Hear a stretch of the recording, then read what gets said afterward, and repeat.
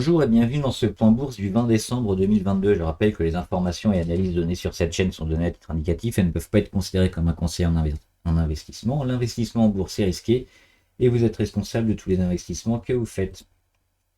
Alors on va commencer avec ce qui fâche, hein, c'est une action argentine. Central Puerto, elle fait de l'électricité. Elle est basée à Buenos Aires. Et elle marche plutôt bien, on le voit ici début d'année 2022, comme la plupart des actions, des valeurs qui font de l'énergie, elle marche plutôt bien, même si elle a eu un creux hein, pendant le Covid, là c'était l'après-Covid, où elle a baissé, on voit qu'elle s'est bien repris. Elle cote actuellement, alors là c'est à New York, hein. On est là, New York Stock Exchange, à 5,49 $. Alors pour la reprendre, peut-être sur pullback ici, autour des 4,38, 4,50, hein, ça pourrait être intéressant. Mais sinon, même en suivi de tendance, c'est probablement une action long terme qui continuera de performer. Donc Central Puerto. Allez, on attaque avec le CAC 40. Le CAC qui perd 0,35% aujourd'hui et qui continue donc sa consolidation hein, qu'on avait bien vu sur ces niveaux-là et peut-être un peu plus bas, hein. Il y aura certainement ici un petit niveau qui sera testé sur les 6300 ou pas. Moi, c'est mon avis, c'est mon scénario, hein, aller chercher les 6300 avant de peut-être repartir.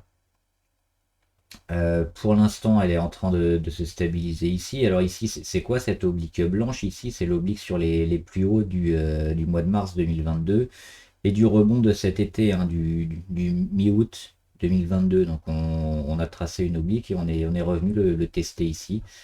Donc c'était une zone en plus qui coïncidait avec la moyenne à 50. Mais pas sûr que ça suffise à tenir, hein. On voit on est toujours en bien haut niveau MACD, on va chercher les plus bas et on est toujours dans le positif. Donc il y a des chances qu'on aille encore un peu plus bas. Sur le CAC et les actions du CAC, d'ailleurs celles qu'on a shortées, on va les regarder rapidement. On avait mis Alstom. Alstom, moi que j'ai shorté sur les 23,35 environ. Donc on voit elle continue de corriger Alstom, donc elle a la moyenne à 200 qui est pas loin et peut-être aller chercher un peu en dessous, donc un peu le même destin que le CAC 40. Si on regarde les indicateurs, le RSI, bah, on était déjà au-dessus des 70, hein, et puis on est revenu sur des niveaux normaux. Et maintenant, on attaque la zone sous les 50, puisqu'on est à 41. Donc l'objectif, c'est d'aller flirter avec les 30. Et puis quand on sera sous les 30, ou quand on aura stabilisé autour des 30, peut-être racheter la position, on verra où en sera le marché. Mais là, il y a encore probablement une petite marge sur Michelin. C'est à peu près la même chose, hein, shorté sur les 25,94 environ. Pour l'instant, elle résiste, mais sur Michelin, on a quand même une belle zone ici sur les 27,18 et puis la moyenne à 200 qui a été beaucoup testée et qui a fini par lâcher. Donc ça nous rend un peu plus confiants pour une dégradation de ce titre à court terme. Allez, on va regarder maintenant quelques actions intéressantes. Alors on va reparler, parce qu'il y a pas mal de personnes qui me demandent. Metabolic Explorer. Alors, Metabolic Explorer ou Metex, hein, c'est son code ISIN. C'est quoi? C'est une société qui est dans la chimie, et notamment les acides aminés, et qui fait de la nourriture pour animaux ou alors des cosmétiques. Elle a notamment comme client L'Oréal, hein. Elle fait aussi des polymères après pour d'autres entreprises, mais c'est sa principale activité, c'est ça, c'est surtout la nourriture pour animaux et les cosmétiques. Alors, on le voit ici sur l'avant Covid, ça n'a pas énormément joué sur son cours, même si elle est cotée autour de 1,70, elle s'est retrouvée sur les 0,9. Ce qui a impacté énormément l'entreprise, c'est son changement de dimension. Elle a grandi, elle a acheté pas mal d'autres usines, notamment une usine alors je crois que c'est à Amiens. J'ai retrouvé hein, la ville, le département, c'est dans le nord de la France. Donc elle a acheté une usine d'Amiens pour se développer encore plus. un industriel japonais. Donc c'est tout ça, hein, toute cette montée-là, c'est le développement de Metex. Et puis en 2022, donc évidemment la chute comme beaucoup. Et qu'est-ce qui a impacté Metex? C'est la hausse du coût de l'énergie, notamment ces coûts de production qui étaient très importants pour Metex, hein, parce qu'ils sont dans la chimie, donc forcément c'est plus que les matériaux, les matières premières aussi, hein, ont impacté le coût de production de Metabolic Explorer. Et celui de l'énergie encore plus. Et à l'époque, Metabolic Explorer ne bénéficiait pas d'aide de l'État pour sa production d'énergie. Alors, qu'est-ce qu'elle a fait? Elle a fait un profit warning le 30 juin. On le voit, c'est ici, hein, le 30 juin. Hop, il y a eu un profit warning parce qu'on espérait. Alors, les chiffres, c'était sur. On tablait 350 millions de chiffre d'affaires à l'année. Et on va voir que. Alors, Medtex, elle a fait premier trimestre 67 millions, deuxième trimestre 62, troisième trimestre 54. Donc, on est sur du 180 millions environ et ça va tabler environ sur du 220 millions à l'année. Donc 220 millions à l'année, évidemment, c'est beaucoup moins important que les 350. On a perdu environ.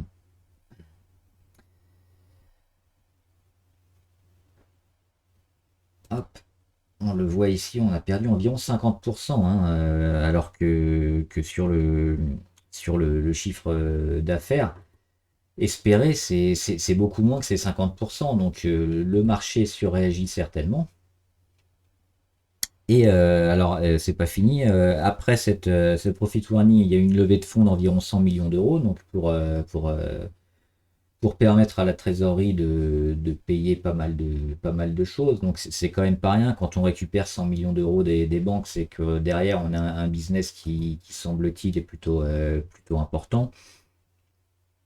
L'usine d'Amiens, donc, a été fermée. C'est celle qui avait été achetée récemment à l'industriel japonais. Elle a été fermée. Alors, il y a eu une petite polémique là-dessus parce que Metabolic Explorer a expliqué qu'elle n'avait pas mis toute son usine au chômage partiel ou au chômage technique, mais elle avait uniquement réduit sa production, alors qu'il y avait pas mal d'articles dans la presse qui disaient que l'usine était en chômage partiel, voire quasi total. Donc ça a été démenti par la suite. Et à noter aussi que l'usine d'Amiens, c'est la seule en Europe qui fait ça, hein, qui transforme à ce point-là les acides aminés. Et donc c'est une usine très, très importante. Et elle devait être potentiellement fermée donc jusqu'au mois de novembre. Alors on n'a pas eu trop de nouvelles en décembre si la production a été rehaussée ou pas.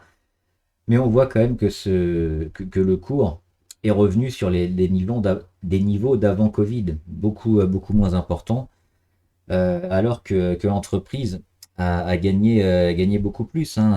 Alors j'ai noté aussi les chiffres quelque part. Elle a 266 millions d'actifs en 2022 et elle a environ 130 millions de dettes. Donc c'est un niveau de dette qui est largement acceptable, hein, par rapport à toutes les entreprises et les valeurs qu'on suit habituellement. Donc voilà pourquoi je pense que le Metabolic Explorer est certainement une action très intéressante. Alors évidemment, elle a perdu quelques pourcents, elle perd 3% aujourd'hui, elle a perdu encore 4 ou 5% ces derniers jours. Sur Metabolic Explorer, on vise 2023, hein, on est sur du moyen long terme et des retours sur des niveaux de 3 et plus, hein, aller combler le gap ici sur les 3,8. Niveau indicateur, pour l'instant, c'est un peu tendre. On a juste eu les volumes ici de vente. Et puis, ça a été plutôt massivement racheté quand même ici sur des niveaux autour de 1,7. Hein, là, elle est pas loin sur les 1,60. Il n'y a pas tellement de volume, même si on a eu quelques pics. Si on regarde plus en avant, la MACD, c'est neutre, hein, il n'y a rien du tout. On est sur le zéro. Au niveau du RSI, On a quelques rebonds, mais on voit que ça fait un moment qu'on est sorti des 30 ici. Après, c'est évidemment la grosse baisse, hein, et le profit warning qui est ici, qui nous amène sur des niveaux de RSI assez incroyables, hein, sur les 11, même moins, hein, sur les 8. On l'a retesté un peu à la rentrée, suite à la mise en chômage, soi-disant, de l'usine au mois de septembre. Mais depuis, ça fait quoi? Ça accumule. On a quelques pics de volume, mais ça descend pas énormément, hein. On tient les 1,50, les 1,40. Et donc, c'est probablement une entreprise qu'il faudra jouer parce que c'est un peu un leader, hein, sur le secteur, hein, au niveau de la chimie et des acides aminés. Et la hausse des prix de l'énergie également, c'est ça que je voulais voir. On va regarder sur les indices. Parti. La hausse des prix de l'énergie et des matières premières, qui avait énormément impacté le coût de production de mes textes, ne va pas durer éternellement et c'est déjà infléchi. On va le regarder avec le CRB. L'indice CRB, c'est l'indice des matières premières. On le voit tout 2022, le pic ici en été, et puis depuis, on plafonne, et depuis le mois de novembre, ça baisse. Donc le coût de l'énergie est en train de baisser. On peut le regarder aussi sur beaucoup d'autres matières premières, notamment, alors c'est pas ici, les matières premières, elles sont là. Le Brent, c'est la même chose. Hop, 2022, la hausse du coût du pétrole. On plafonne, on plafonne, on plafonne, et depuis le mois de novembre, ça casse, et le pétrole, on le voit aussi à la pompe, hein, le pétrole est en train de baisser, de devenir moins cher. Le gaz, il est où? Il est ici. Le gaz, pareil, hein, le gaz 2022, ça monte, ça monte, ça monte. Ça plafonne ici au mois d'août. Et depuis, ça fait que descendre. Donc tout ça, c'est plutôt On a aussi le soja. Le soja, alors c'est un peu moins flagrant sur le soja, mais on voit qu'ici, on a le pic au mois de juin. Et puis on commence à baisser. Et on n'est pas loin de casser vers le bas. Donc toutes ces matières premières vont commencer à être beaucoup plus abordables pour les entreprises, et ça renie un peu leur marge. Et donc pour 2023, ce sera une très bonne chose. Moi, j'ai renforcé encore récemment sur mes textes. Voilà. On va faire ensuite. Alors, il y avait CGG. Alors, ça, j'aime beaucoup moins. Elle n'est pas ici, CGG, elle est là. Alors, pourquoi j'aime moins? Déjà, action à moins d'1 euro, ça veut dire attention. Quand on cote à moins d'1 euro, généralement, c'est qu'il y a un loup. On va vérifier un peu les chiffres. Et qu'est-ce qu'on voit sur les chiffres de CGG? 2018, elle perd 100 millions d'euros. 2019, elle perd 70 millions. 2020, elle perd 440 millions. 2021, elle perd 180 millions. Ça, c'est le résultat net, hein, je ne vous parle même pas du chiffre d'affaires. Alors 2022, miracle, hein, premier trimestre, on perd que 17 millions. Deuxième trimestre, on gagne de l'argent, 15 millions. Troisième trimestre, on perd 1 million. Elle a arrêté sa grosse chute en termes de perte d'argent, mais c'est pas terrible. On regarde ici le creux Covid. CGG, elle est dans le pétrole. Si on regarde les pétrolières et parapétrolières, depuis le creux Covid, elles ont fait quoi? Elles ont explosé, hein. Elles ont retrouvé leur cours, et plus. On va regarder après, je sais pas, Total ou Schlumberger ou autre. C'est monstrueux ce qu'ils ont fait. Alors eux, ils ont même pas eu le graphique habituel, c'est-à-dire la chute, et on remonte petit à petit pour retrouver le niveau d'avant Covid, et on le dépasse. Non, on était ici sur les 3, on est tombé autour des 1, et on n'a pas réussi à récupérer les 1. On a eu une petite poussée ici sur les 1,33. Encéphalogramme plat, hein, pour CGG, et puis après, même avec des beaux pics de volume de temps en temps, ça ne prend jamais. On n'arrive pas, on casse les 1. J'en avais parlé ici, hein, qu'il fallait surtout pas la prendre, et puis on a cassé encore le support et on continue d'aller plus bas sur CGG. C'est de la saloperie. Il faut pas acheter ce genre d'action.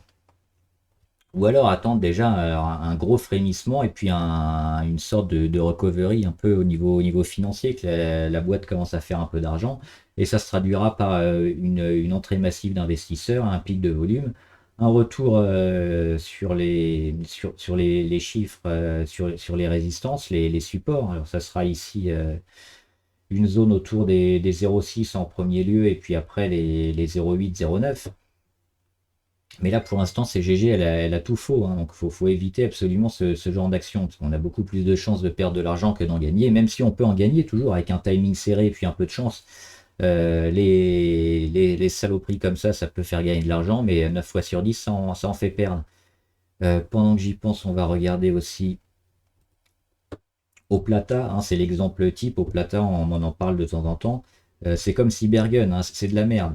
Au Plata, ils font des augmentations de capital, des OCA, plein de choses comme ça pour à chaque fois faire des regroupements d'actions pour essayer de survivre. Alors, on voit des gros pumps comme ça et puis des dumps après. Évidemment, on se dit on peut gagner de l'argent, mais généralement on peut pas parce qu'on peut pas sortir. Et puis ceux qui vendent, ils touchent pas au prix de l'action, hein. Soit c'est des actions qu'ils ont eues gratuitement, soit s'ils l'ont beaucoup moins cher. Et donc vous, pour gagner de l'argent sur ce genre de cotation, c'est très compliqué. C'est possible, mais c'est très compliqué. Donc quand on voit ce genre de graphique, hein, sous les 1 € qui continue de descendre et qui a des fois des gros pics de volume et qui redescendent, on évite. C'est de la merde. Et on pouvait voir aussi, alors oui, justement, je voulais le voir. Il y a un abonné qui m'a demandé Getlink. Alors Getlink, je suis pas encore rentré dessus. On avait ce support vachement intéressant, hein, les 14,67. On le voit, hein, le Covid est ici, le creux Covid, on revient. Après, on a un gros range. 14,67 qu'on finit par casser. Alors déjà, on va le tester début d'année 2022. On vient le retester au printemps et puis ça lâche ici, mois de mars. Et on s'en rapproche. Et aujourd'hui, qu'est-ce qu'on a fait?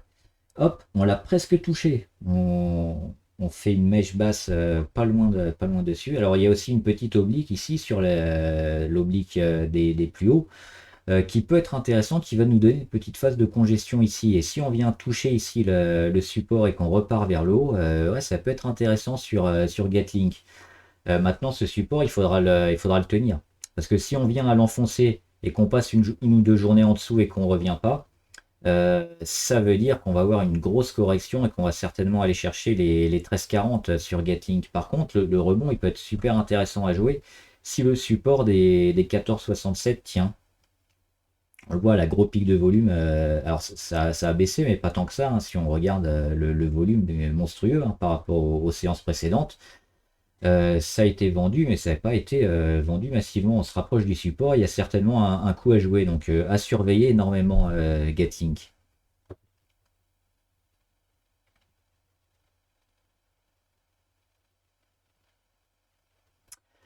On va regarder quelques actions US, notamment Amazon et Apple. Si Internet revient. Alors Amazon, on est toujours sur des niveaux de 85 qu'on avait déjà eu début novembre. On revient les tester. Pour l'instant, ça tient pas tellement, hein. On l'a un petit peu enfoncé, on est en dessous. On est toujours dans de la correction sur Amazon. Qu'est-ce qu'il faudra pour se réintéresser au titre? C'est casser cette oblique ici, l'oblique sur les plus hauts, hein, de cet été. Donc pour l'instant, elle est autour des 95, elle va continuer de baisser. Donc c'est seulement quand on viendra à casser cette oblique qu'on pourra se dire Amazon pourrait être intéressant en Apple. Alors Apple, ça fait des semaines que j'attends sur ces niveaux-là, sur les 129, 130. Hein. Si vous suivez les vidéos, j'en parle souvent. On va nettoyer un peu le graphe. Apple ici qui a perdu, on le voit, 35%. On va nettoyer.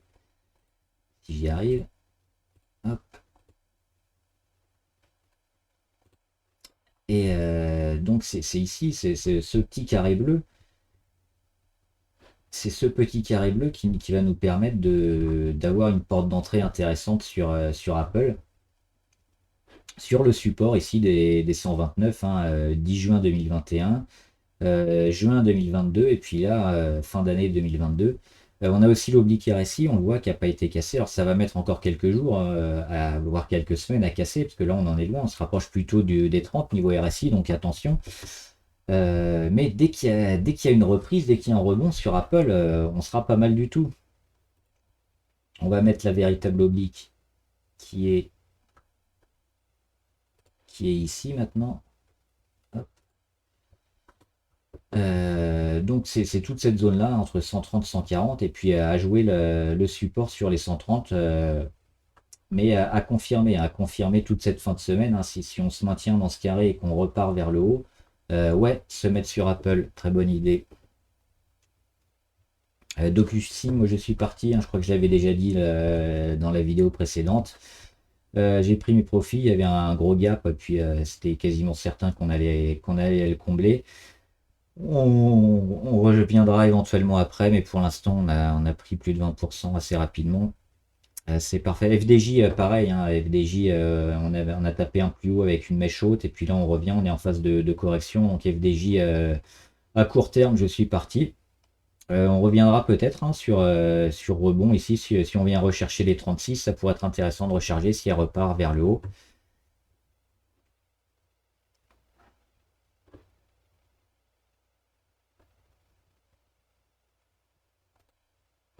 Pierre et Vacances, alors Pierre et Vacances, j'en ai parlé aussi assez fréquemment dernièrement. Si vous n'avez pas suivi, c'est une restructuration en cours sur Pierre et Vacances, qui est à deux doigts de mourir, mais qui est en train de s'en sortir, hein. Les pics de volume sont là, on revient au-dessus des 1 euro. Il y a quelques articles dans la presse que vous pourrez lire aussi sur Pierre et Vacances. Donc c'est intéressant d'investir sur ces niveaux-là. Parce que si on vient à décrocher, ce sera probablement la fin de Pierre et Vacances. Donc on va le savoir très vite. Par contre, si on a un redressement, on va avoir un pourcentage assez monstrueux sur Pierre et Vacances. Donc acheter autour des 1 euro, ça peut être pas mal du tout. On a une zone de gap ici, alors ça sera pour 2023, hein, probablement pas le premier trimestre, mais peut-être fin du premier semestre, aller chercher les 3-4, c'est quand on voit le pic de volume monstrueux et puis la réaction sur le titre et les bonnes nouvelles qu'on a dans la presse, ça peut être intéressant aussi de se mettre sur Pierre et Vacances. Alors Rennes Metal, mauvaise nouvelle, hein, pourquoi? Parce qu'elle a eu un tank, je crois, un char d'assaut qui a eu quelques soucis, et il y avait notamment des contrats pour, alors je sais plus si c'est l'ONU ou une ONG du genre. Donc le marché n'a pas trop apprécié, hein, les problèmes de fiabilité. Ça a décroché. Aujourd'hui, on fait une mèche basse, donc ça sera à suivre demain, mais les volumes, ça a été massivement vendu, hein. Le marché a un peu pris peur. Moi, j'avais un stop un peu serré qui s'est déclenché, donc je suis sorti. Mais l'action est toujours intéressante. Donc, ce qui va se passer, c'est cette fin de semaine qui va nous dire si l'action Red Metal sera encore intéressante ou pas.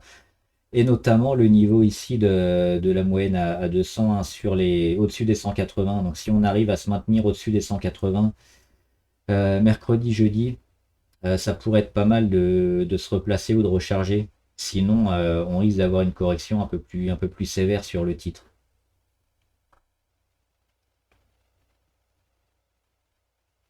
On a l'or aussi, oui, je voulais faire l'or aussi au début de vidéo, on en avait parlé, hein. Moi j'avais pris une position sur l'or. Hop, ici, hein, confirmation début novembre que l'or repart à la hausse. Et puis deuxième point, ici on vient tester un peu la moyenne à 200 et puis on est en train d'acter un retournement long terme sur l'or. Donc quand pas mal de métaux, pas de métaux, de matières premières de base sont un peu en correction, l'or, lui, à l'inverse, est en train de rebondir et de rebondir fortement. Donc l'objectif maintenant, ça va être les 2000 pour le premier semestre 2023. Donc gros, gros gain à faire sur l'or.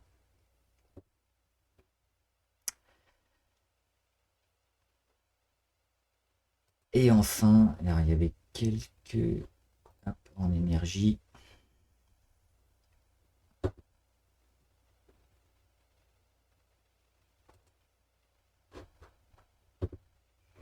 Hydrogène refueling, toujours pas mal, hein. On n'est pas loin de l'inversion de tendance ici à niveau MACD.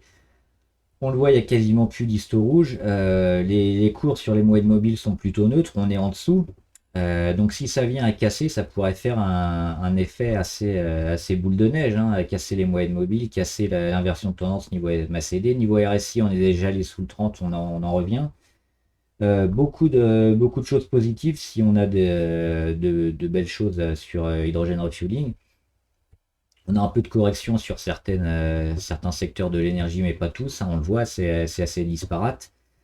Les volumes sont là, hein, c'est toujours plaisant. Et par rapport à d'autres actions sur l'hydrogène, celle-là est beaucoup plus intéressante. Voilà, j'espère que la vidéo vous a aidé. N'hésitez pas à vous abonner à la chaîne, comme ça vous serez au courant de toutes les vidéos qui sortent avec une petite notification YouTube. N'hésitez pas aussi à mettre en commentaire, hein, les valeurs que vous voulez qu'on analyse, on le fera ici en graphique ou en commentaire. Et les questions, si vous avez des questions sur le trading en général, la bourse ou des valeurs, on en discutera. Bon trade, à plus!